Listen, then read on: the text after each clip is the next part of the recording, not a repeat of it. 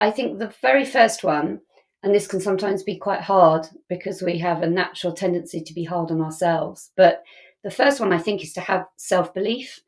And we don't need to have much, but I think if you're setting big goals, or there's something that you've, had that you really want to do, or you want to change up, or it could be to do with work, it could be to do with a hobby, it could be to do with sport, it could be to do with a relationship, but something you want to change or go after or do, you've got to have some self-belief about it. And I do think that we can all draw on a bank of experience. And that doesn't have to be in the same sphere at all. In fact, if you're going after something big, a big change, it's very likely not going to be in the same sphere. This is going to be unknown territory. But I really believe that if people can just allow themselves to open that door, just nudge it open and go, yeah, I'm going to back myself a little bit here and have the self-belief. And I was reflecting on this, and I think there are two life skills that many adults experience that I think we could draw on. There's one,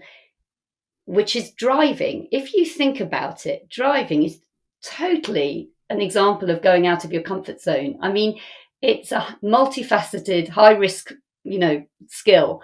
And yet most of us learn to do it. And we don't just learn to do it, we learn to do it without thinking, because we do it so much. And we get good at what we do, and what we do, we become. And I think we have to just make sure that what we're doing is what gives us passion, and, it's what we want to do. But going back to the driving example, you learn at 17, it's normalized. We don't really think of it as such a dangerous skill because everyone's doing it. But actually, taken in isolation, I think, if you were to tell someone you're going to learn to do all these things at the same time and drive down the street and actually avoid an accident, an injury, to yourself and others at 17, people would go, really? Can I do that? But people do.